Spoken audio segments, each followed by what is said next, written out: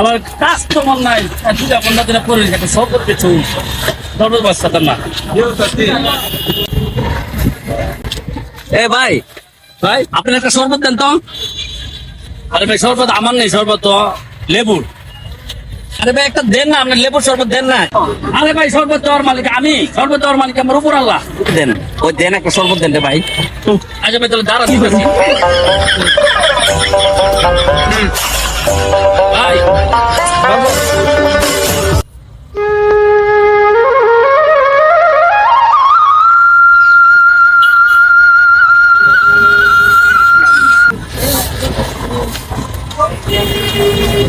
এই ভাই এই এদিকে আন।